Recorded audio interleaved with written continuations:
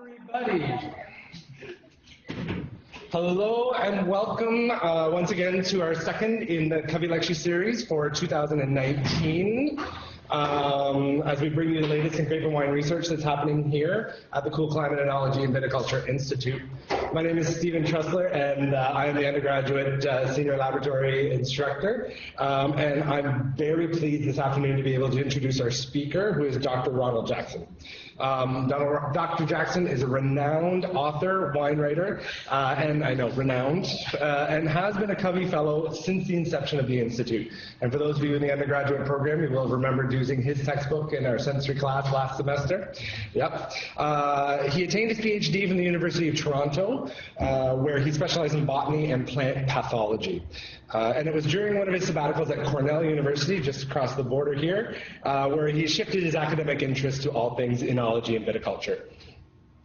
He's probably best well known for his popular and best-selling wine textbooks, as I was talking about. Wine Tasting, a Professional Handbook is in its 3rd edition, and as well, Wine Science is soon to come out with its 5th edition. Congratulations.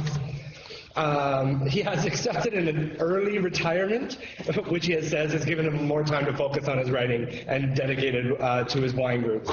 So please join me in welcoming Dr. Jackson as he shares his lecture on carbonic maceration.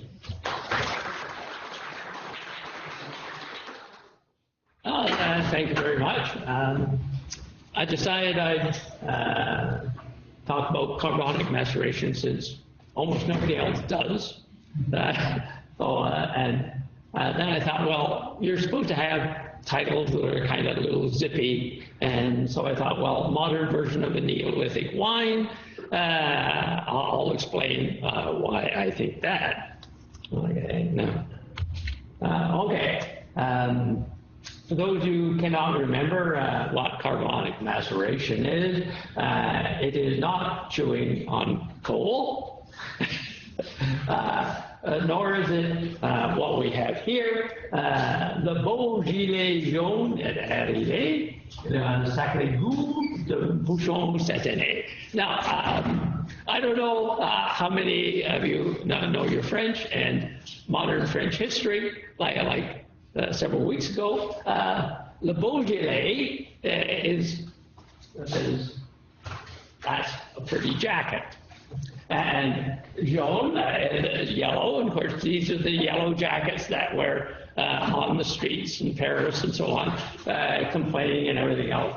And so it's kind of cute because it's a play on the name Beaujolais, and étiré, well, like le nouveau Beaujolais est arrivé.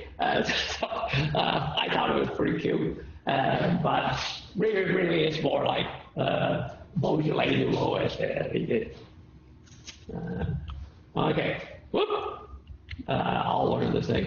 And for those who are in fact familiar with Beaujolais and its baby brother, Beaujolais Nouveau, and might wonder, well, why am I going to talk about such a frivolous kind of wine style?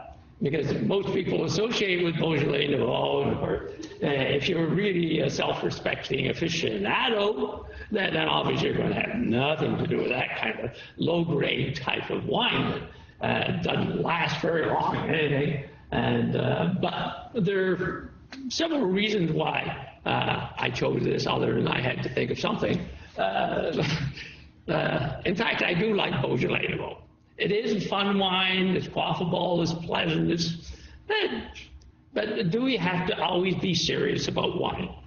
Does it have to be something you have to age for 20 years?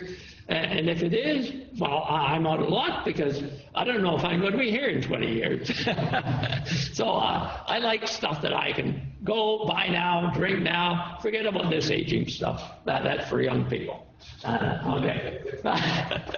So, but it also has historical significance to me. One was a faulty version. The first Beaujolais Nouveau that came into Manitoba was faulty. And so I complained about it. And somehow, because I was at the university and they thought I knew something about wine, that this went to the top brass. And of course, top brass, and so I explained that the problem was not going to be a health problem, for the people of Manitoba. So he was very happy because then he didn't have to draw all the wine away off the shelves. And but eventually they started to hire me, and they hired me to assess candidates for a wine tasting panel that they wanted to start. And they wanted someone to assess who is a good wine taster. This forces me into thinking, well, how do you assess a wine taster? And so I developed all these procedures, and of course with that gave me the background to actually do the wine tasting text. Because if I hadn't had that experience, probably I never would have done it. And then even before that, when I was doing, thinking of writing a textbook to start with,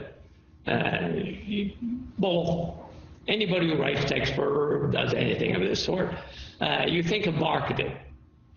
Why would somebody want to buy my book rather than somebody else's? Well, other than the fact there's almost no other books of this type, but still, you want to make it somehow unique.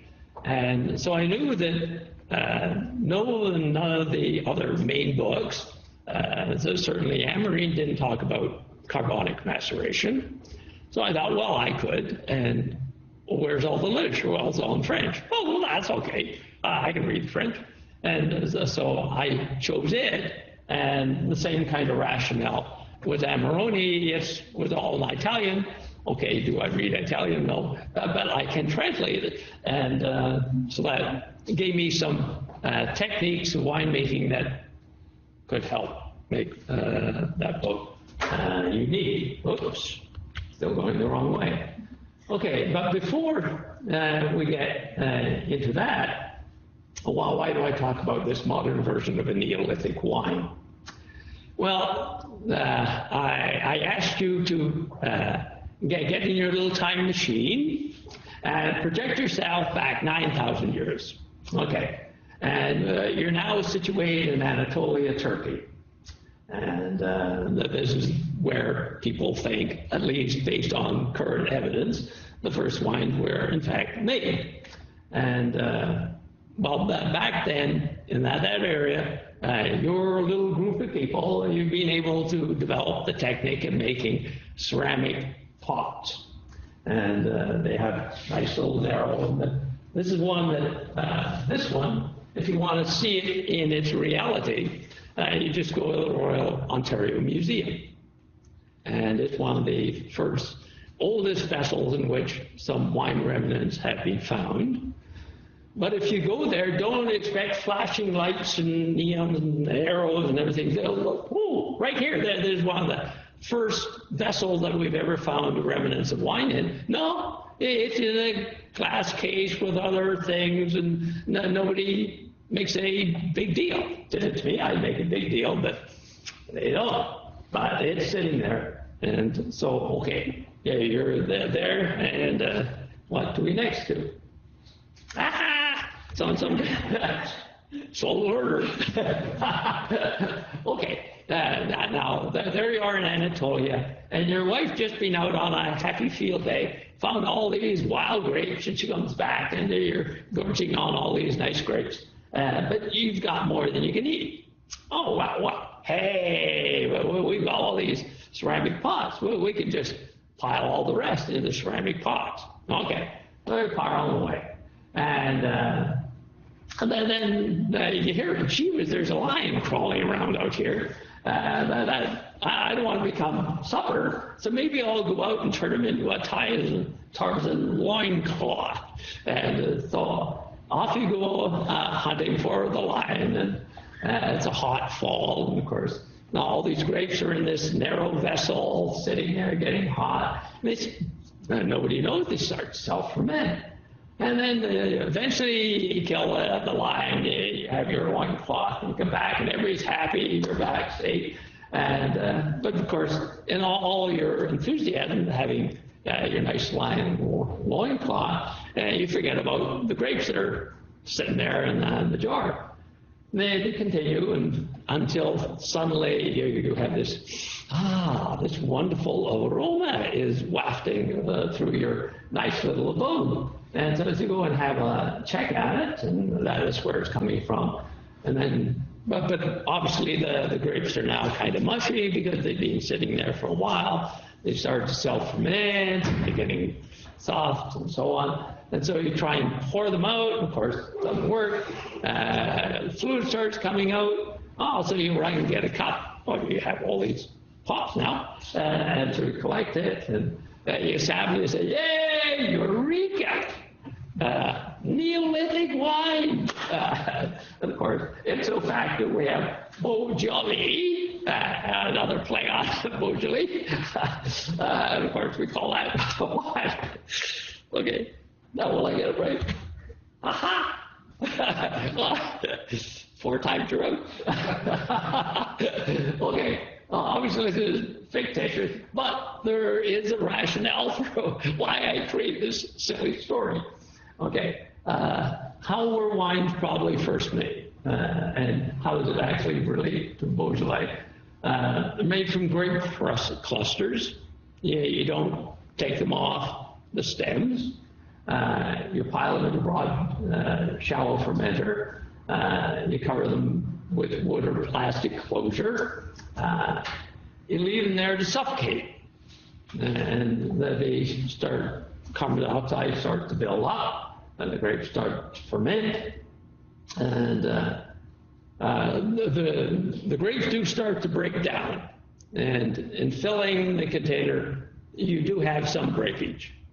That's normal, and so the yeast of the grapes will start to ferment the free juice. And so we have 3 kind of states of affair. You have grapes, whole grapes, in the carbon dioxide atmosphere. You have whole grapes in this juice that's fermenting, and then you have the juice that's fermenting. 3 kind of states. The grapes become flaccid. That makes it easy to crush, far easier than usual.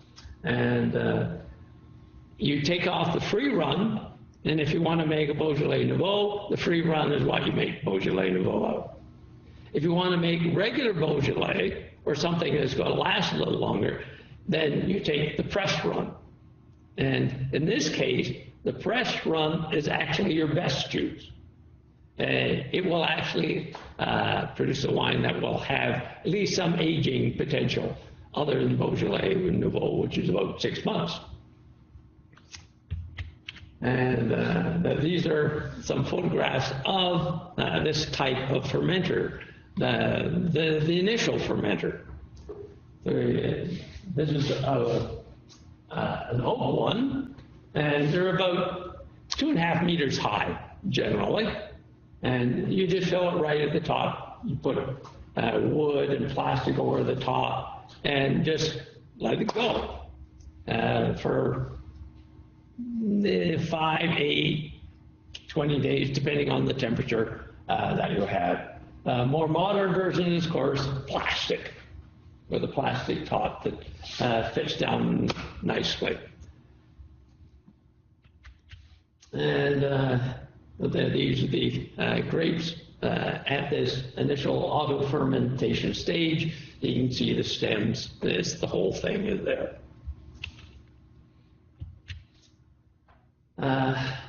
But Beaujolais is not strictly what is called carbonic maceration.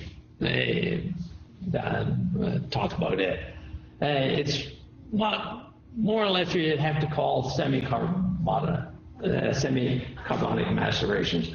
The principal difference between it and full carbonic maceration is that auto-fermentation occurs usually in the absence of any juice. So there's usually no juice. The clusters, the container in which you put the grapes, is actually flushed with carbon dioxide that gets things started sooner. And typically it occurs at above 30 degrees centigrade. This technique was originally developed by Michael Flanzy in 1932. The original intent was not to make wine. It was totally different. His intent at the time was, how do I get table grapes and store them so that they'll last longer.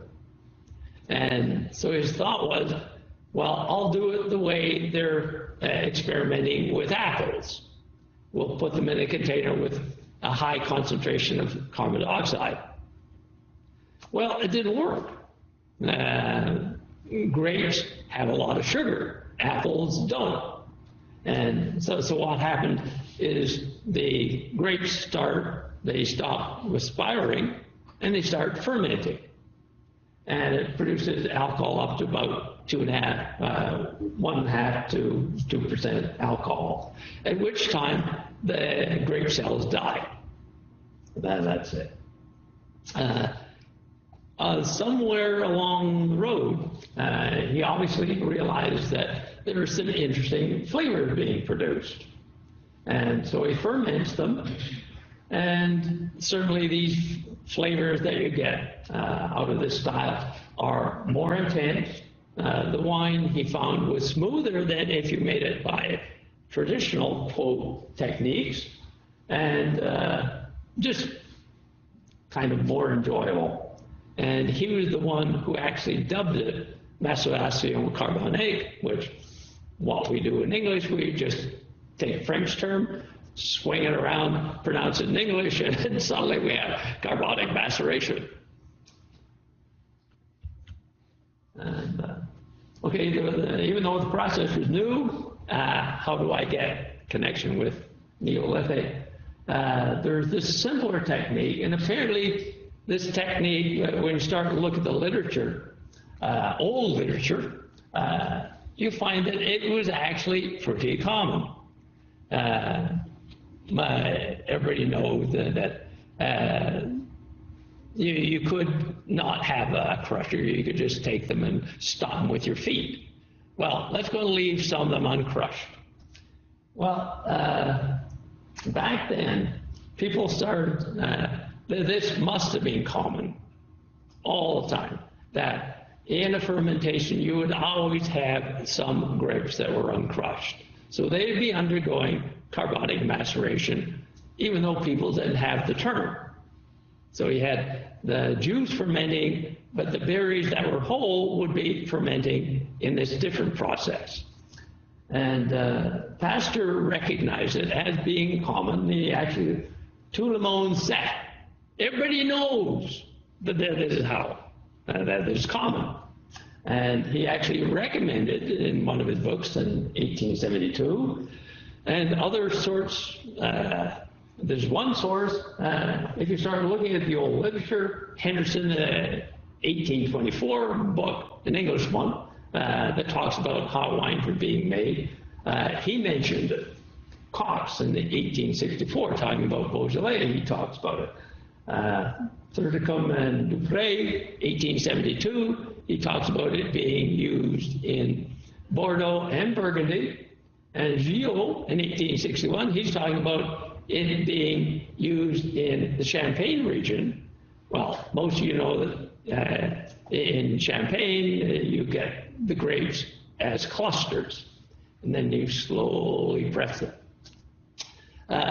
Well, the current view, what everybody thinks is common, and presumably we reflect it back into the past, you think, well, you harvest them, you put them in the press, you start pressing right away. Not back then. That they pile them into these presses and let them sit there for 8 days before you start to press to get your juice to make your champagne. So this technique, this actual preference for having part or all the grapes initially not crushed was kind of the common thing.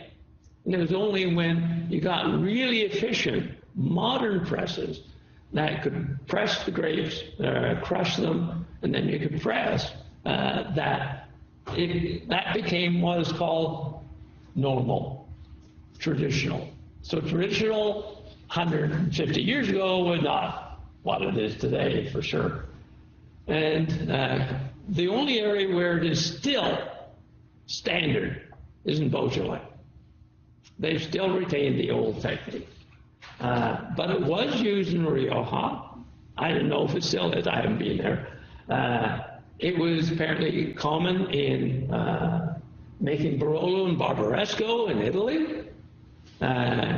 It apparently is or was used in Georgia in their special ceramic containers that they have half or more buried in the ground.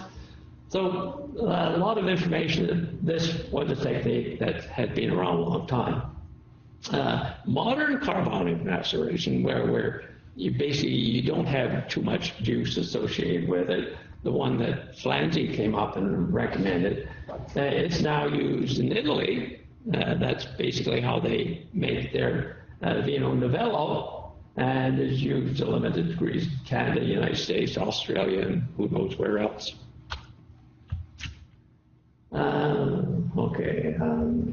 Okay, in Beaujolais, how they do it there.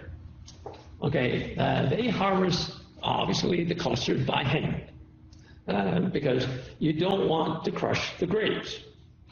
And they actually prefer harvesting in the heat of the day. The advantage of that is the grapes come in warm. Most times you'd like to have them cooler so you don't have to cool them down. But there you want them warm. Normally you don't flush with carbon dioxide. That was not the old technique. They just left them there. It does result in a slower start and a longer duration of the fermentation process, up to about 2 weeks. But some of the grapes do break open unintentionally when you load it. Also, if you have 2.5 meters of grapes, the poor old grapes, the bottom are under a good amount of pressure, so some of them are going to break.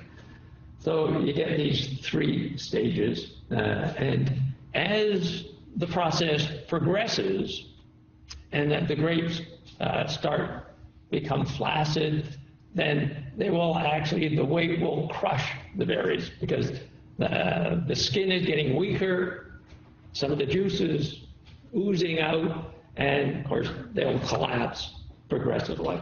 And sometimes they actually pump the juice out, pump it over the grapes. And of course, as soon as you pump the juice out, then of course you'll even get more breaking. So it can vary somewhere between 20 and 50% of the grapes will actually break by the end of this semi-carbonic maceration. Okay. They may add a yeast inoculum, not necessary, but sometimes they do. What the yeast inoculation will do is in that juice that is there, it will start to ferment, and the yeast will actually produce more carbon dioxide in the same period of time, so build up the rate. And they keep the sulfur dioxide content pretty low because there are a couple of reasons. It actually seems to slow autofermentation, and it also will hold back malolactic fermentation. In Italy, though, they tend to take them in the containers in which they're harvested, and they just put them in this special container, and they don't even take them out of the box. And I'll show you what that looks like. And in some places, instead of having a special container, they just take the box in which the grapes is harvested and wrap it with cling wrap. And this is a diagram of this special container for carbonic maceration in Italy. This long tube, and here we have the boxes of grapes that are in there. They just pile them all in, close it up, flush it with carbon dioxide, and heat it up to about 32 degrees centigrade.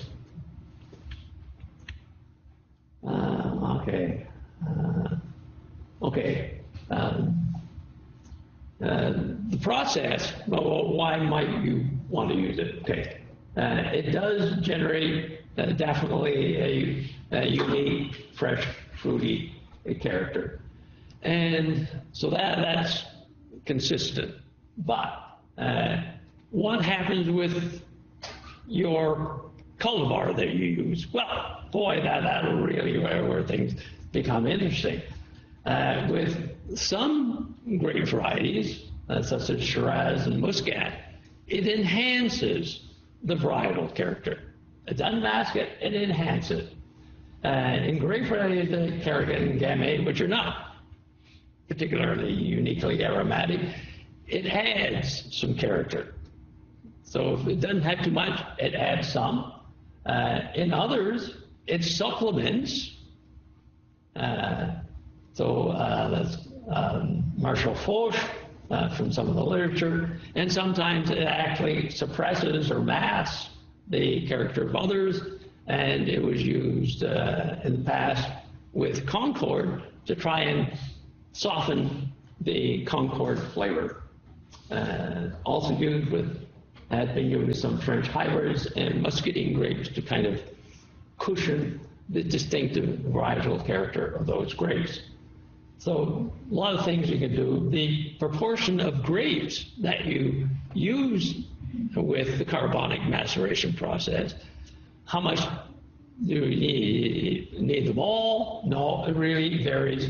For some grape varieties, all you need is about 20% to undergo carbonic maceration. They'll give it the character that you want. If you're using Cabernet Sauvignon, apparently you have to have about 85% to have it be expressed against the carbonic or the Cabernet Sauvignon character. Okay, when the free run is bottled separately, you have a wine that, as we know, it can be drunk with pleasure after about 2 or 3 months. Any traditional type of fermentation process, usually you're thinking at least a year. So it's pretty quick. The downside, though, normally with this process, if you're just using the free run, is that the character is lost quickly. So yes, it's ready to drink very early, but don't try and store it. If you do, you will be very, very sad. And the longer you leave it, the sadder you're going to be. If you leave it for about 5 years and you pour it out, you're going to smell basically something like sewer. Well, one time this restaurant had some bottles of this Beaujolais Nouveau, and they hadn't sold it all, and they forgot about it for about 4 or 5 years, and then they phoned me, "Hey, Ron, did you want some free Beaujolais Nouveau, 5 years old?" And I said, yeah. I'm keen. And of course, I am a pathologist. Okay, yeah. Well, I would doctor up wines with all sorts of horrible odors. Classic false, I just dump all sorts of horrible stuff in because educational experience, you know. How can you judge a wine bad when you don't know what it really is like? Well, I did that. Of course, here's my chance to have a really nice old Beaujolais to demonstrate why you definitely do not want to age it. And my students did realize, yeah, you don't want to age it. Well, whereas the press run, and if you mix kind of a bit, you can actually get wines that will age a bit longer, like regular Beaujolais, and of course the top wine called the Cru Beaujolais. And what do you expect to smell? Well, of course, does it really smell like this? Well, of course not. But if you have to try and dream up some terms, these are pretty good. And it's not too far off. The full carbonic maturation is supposed to have Kirsch, coffee, English, candy, vanilla, grilled almond, Russian leather. I've never seen a Russian in leather, but anyway, you're supposed to have these characteristics.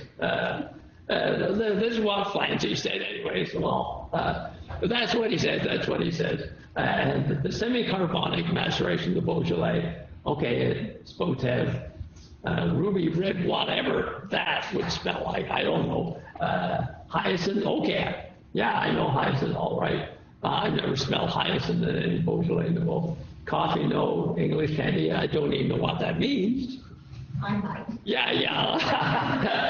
And vanilla, cherry, banana, well, yeah, a bit of banana, maybe raspberry, and so on.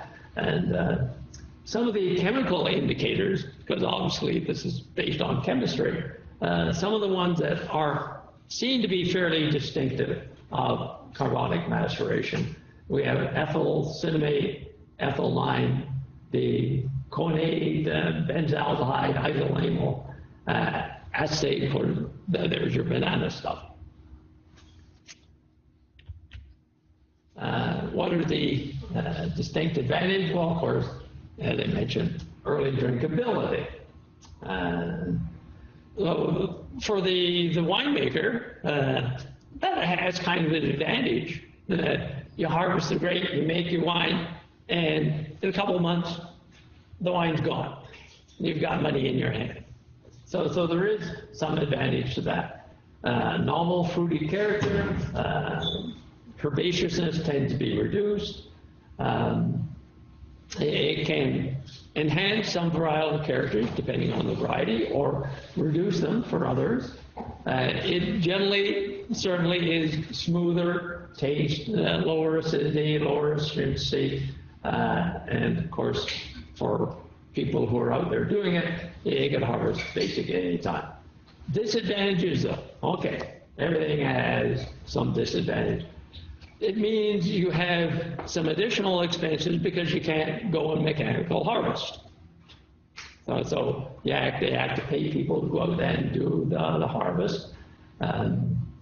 You have to have supplemental fermentation tanks that if you're using traditional method, you wouldn't have to have. So you have that expense. The fermentation time itself is longer. And most people tend to prefer to have a short fermentation time. The short shelf life, of course, is a disadvantage. Well, at least for the Liquor Commission, they don't want to buy a whole bunch that are going to be sitting on the shelf and they have to mark it way down to get rid of it. And because it is this popular wine, it tends to have to come at a lower price. People don't want to pay a lot for something that doesn't have the prestige of potentially aging. So generally, you sell the wine at less than what you would sell the same wine if it were made by a traditional method. So that certainly is a disadvantage. The various phases, and some of the details. Carbon dioxide is the per flushing gas. Theoretically, you could say you could use nitrogen. Well, the problem is that carbon dioxide is heavier, it's easier to flush out, to eliminate the oxygen, but the carbon dioxide actually tends to be taken up into the berry and changes the metabolism of the grape cells themselves. As a consequence, various ions leach out. Enzymes that break down the pectins of the grape become activated, they weaken the grape structure, and okay, let's see. Basically, inherently, the process of fermentation in the grape is the same as in yeast. It's just that certainly other things are going on in there. Malolactic acid generally goes down to about half, and oxaloacetic acid, pyruvic acid, succinic acid, these are being metabolized. You accumulate alcohol, and some of it is actually coming in from any juice that is surrounding the berries, and this will disrupt the vacuoles. If you disrupt the vacuoles, they become leaky, and organic acids that are in those vacuoles in the grape cells leak out, and they inactivate most of the enzymes, and eventually, by about 1.5 to 2% alcohol, the cells die. One of the distinctive things that tends to happen is the succinic acid pathway is actually activated. And so you get all these various components, plus a number of ethyl esters that are being produced. And for those who like chemistry, that is a representation of some of the changes that are going on, leading to some of these various aromatic components. And on the far side, we have what happens to the anthocyanins. Somewhat complicated. Let's see, the free-run juices, these two. And so it's looking at what happens to the release of anthocyanins at 2 temperature ranges. So one is 25, which we kind of equivalent to Beaujolais. The 35 would be equivalent to your standard carbonic maceration as in the Flamsy perception. So certainly in that version, you're going to get more anthocyanins out than in the Beaujolais version. And then we have whether things are immersed in just the carbon dioxide, the ones that are not buried in the juice, and the ones that are. The one that's in the juice is the one that is just carbon dioxide. Again, that makes quite a difference in how the anthocyanins are released. And since most of the time when you're making one of these Beaujolais, you are making it with red grapes, then certainly you'd like to get some good color out. And okay, in the released juice, what's going on there? It can vary, as I've already mentioned, from negligible if you're in the full form of carbonic maceration. Now, when I talk about it, okay, I talk about full and semi. Well, there's a whole range of styles. People do lots of different things with it, but taking just 2 forms. In the full form, you'll always have no juice. The other one, you'll have lots. I mentioned the fermenters are about 2.5 meters depth. The portion of grapes that break, initially maybe 10, maybe 20. By the end, it could go from 35 to 55. I've already mentioned this one. Yeast action speeds the release of carbon dioxide. Of course, it ferments more quickly than the grapes do, and so it's going to produce more heat.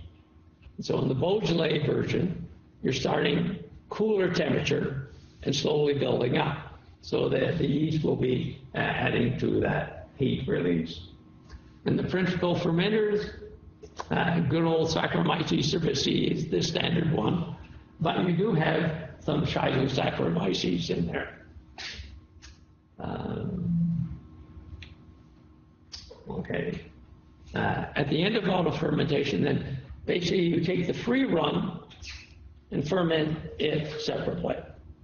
And normally you'll take the press run juice, ferment it separately. You can combine them if malolactic fermentation is either hasn't started or is already complete. But if it's in process, you normally don't want to mix them because there's too much sugar still there, and you could produce some unpleasant odors. The alcohol fermentation stage, okay, auto fermentation is over, and now you're fermenting it. Basically, you're doing what you do in a normal process. There's nothing really particular novel about it. If you've had regular full carbonic maceration, your grapes are up in a range 32, 35 degrees centigrade. Obviously, you have to cool the juice down. So you cool it down. In Beaujolais, you don't have to cool it down too much because kind of cooler anyway to start with. This is where most of the alcohol is produced, changes some of the chemistry of what has happened in the grapes. Malolactic fermentation, usually very, very quick. And usually there's no problem in getting it to go. And then it really depends, what do you do? After you've fermented them separately, what do you do? If it's nouveau, free run, that's all. If you're making regular, then you can blend to various degrees.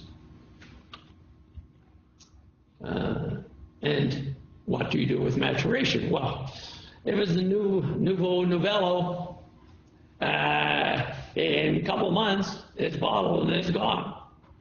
And so you don't worry about putting that in old age. It has no time. So it's quick. If you're having a wine that you want to have aging potential, then certainly you're going to have more of the press run juice and its wine. And you may or may not, the perception is all over the board, whether you want to use any oak or not. And so it's up to the winemaker. Okay, well, what we got here? Okay, there are some variations of what is being produced aromatically. TD is traditional vinification, and CM, carbonic maceration, and we have isolamine acetate and benzyl aldehyde. And so the traditional is lower, certainly in the carbonic maceration. You're going to have a lot more of those compounds, and even with volatile phenols, the difference is quite marked. Maybe not as much as the others, but there is a fair amount of difference in the chemistry. And yes, the brain can only absorb no more than the sea can withstand. To avoid that horrible death of being taught to death, we are at the end. So that's it.